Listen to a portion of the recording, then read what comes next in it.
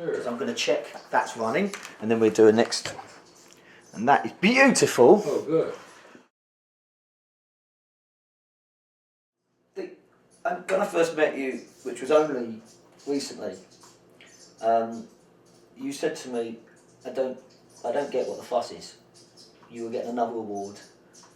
You've had 140 gold records. You've played on so many songs, like you just said, 6,000, and you didn't.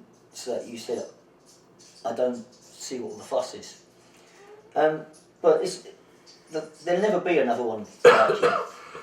You are completely original, and no one will come along and do what you've done. What do you think at the beginning, or even through your career, what do you think it was that made you get rehired? You know, one of the things that I learned very early on in my career, my fortunate career, was that I knew that I could never be a Gene Krupa or Buddy Rich. I didn't have those kind of hands. But when I was working for all these various singers, dancers, nightclubs and so forth, strip clubs, these people always came to me, the artists, and they would say, you know, I love the way you accompany me and the way you play my music. And I learned very, very quickly that I was an accompanist. I loved being an accompanist. It gave me the impetus to create the way I would like to. And it's when I do a clinic now and then, and I tell a lot of the students and younger people that what is a song? A song is a story. And if you can't hear the story, you don't know what it is. So a lot of the drummers have to learn to be an accompanist. Stop being show-offs, because all of us drummers are show-offs early on. We want to be the band leader. We want to be the guy that all the girls are looking at. So I learned very, very, very young, very, very quickly, while I was going to school in Chicago, to Roy Knapp School of Percussion, I learned working with all these dancers, strippers, as it were, that less is more. And that's one of the things you kind of learn in commercial phonograph recordings. One good shot in the right place is worth 1,000,000 Radamacus or whatever I've forgotten all the nomenclatures of all those things. And I studied all those books, all the Chapin books and all of the Stone books and all the wonderful books, you know, where I was practicing constantly on a pillow. And that was another thing, I never really made people crazy around me. They didn't hear me on a set of drums, smashing, crashing 24 hours a day, but I was on a pillow. While I was going to school in a hotel room, I was on a pillow with my sticks. Wasn't even on a pad that people could hear in other rooms. I was a pillow drummer. I guess not a bad idea. When you went into and you started your sessions, can you remember your first session? Your first. You know, the very first session I ever did, and I have a record for it right up there on the wall. My dear friend William Bellman had a radio show called Bill the Bellman. And he used to ring this bell, and that was his thing to wake up the audience. Here comes Bill the Bellman in his show, and it was a record show. And like any other record show in those days, he was playing records. One day he asked me if I would come in and help him make a record at the radio station. It was really my first time in an actual recording studio with microphones. And the record we did is right up there. I can't read the name of it right now. It's on the top. It's called Slow Gate. Slow Gate. Just an old blues tune. And Bill had written that song. What year was that? So that was a demo. That probably was either before I went to Korea or after. Probably,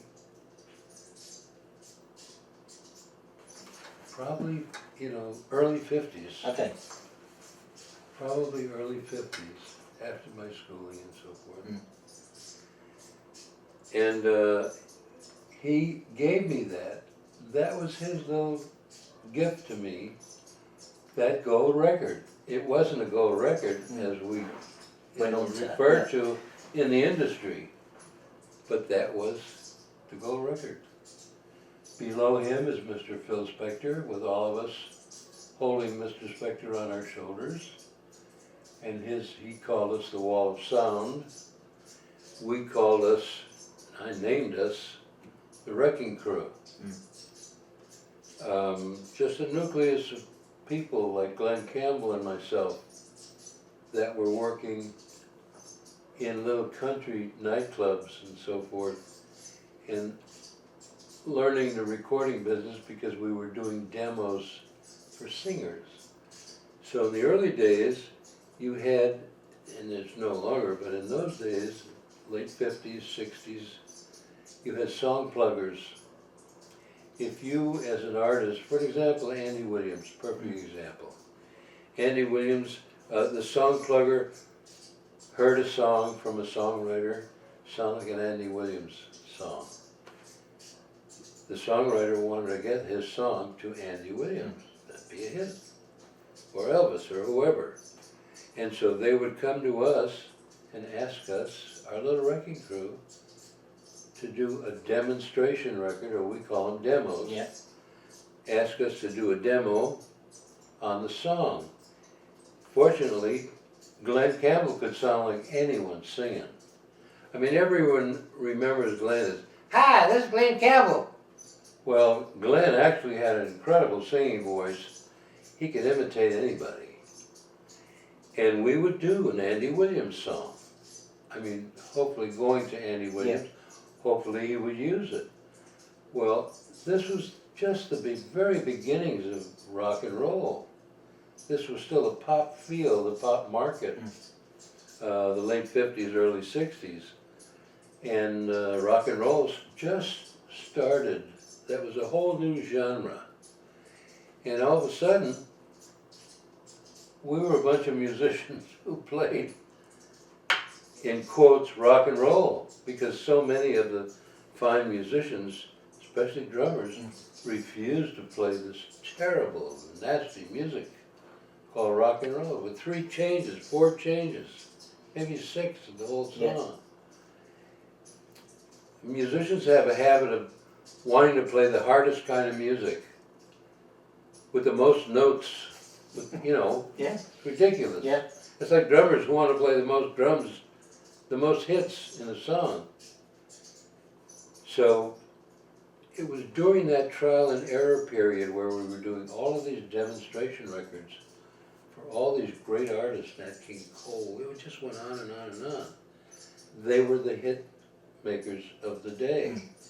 And these songwriters were bringing all this music to them.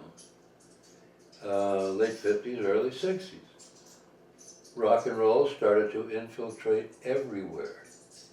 All of a sudden, they needed rock and roll musicians. My fellow drummers refused to play that dirty, filthy, rotten music. That wasn't going to be around very long. And, to me, it was a backbeat. That's all it was. I learned very early on, during the late 50s, I was with a young man by the name of Tommy Sands. And the fellas that were with Tommy Sands, a couple of country kids, one of them with a mouth full of snuff and a spit can. I mean, literally. Yeah. These were Texas guys. Eddie Edwards, San Saba, Texas. Home of the world paper shell pecans. Greatest guy in the world. Leon Bagwell was the bass player. He played old slap bass, country style, and the chicks loved him. He looked like Rock Hudson. The girls were chasing him as much as they chased Tommy Sands, who was a gorgeous, gorgeous guy. And during all that trial and error of recording at Capitol Records with Tommy Sands. Some of the producers at Capitol, the big name producers, all of a sudden wanted us with the Four Lettermen, with the High-Lows, with all these great pop singing groups. They wanted some rock and roll. And as I said, my fellow drummers, they wouldn't play it. And so all of a sudden, we're the guys that are playing it. One guy more or less was playing it, was Earl Palmer. Great drummer from New Orleans. And he had that thing, and they loved it, but he couldn't do it all. I mean, there were just too many record dates. And so Earl heard me with a group called the Diamonds that were so big in those days. And Earl started recommending me to the producers that were calling him. And all of a sudden, I got as busy as Earl, if not busier. And people like the Beach Boys, Phil Spector, Shannon Dean, all of these kids who were jumping into the surf music and this rock and roll thing, this dirty music that people were talking about. I mean, Walt Disney hired us to do stuff. I personally worked for Walt Disney as an actor and as a musician. It was an amazing time for me, obviously, to get in and be working with these people. But if it hadn't have been for that first little record with Bill Bellman, where I learned little by little by little what it takes to work in a studio. Because it's not like being on stage. It's not like flailing your arms all over the place. You play very genteel. If the song calls for some raucousness, I would turn the drumsticks over, use the butt ends. I didn't need baseball bats to play the music. I had mics. There were microphones there. So that all infiltrated into television, into motion pictures. I was fortunate enough to be on 4 Academy Award films. That was early on because I didn't even really want to do films because I was thinking business-wise, because film work did not pay that what the record work did. And the record work was something that was just building all the time.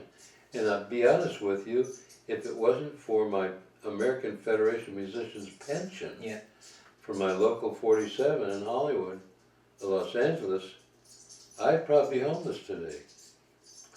And so I have to credit the union for that check that comes, thank God, every month. And I knock on wood. Who is it? Oh, sorry. Comedy is my life. I know, we'll come to that in a minute.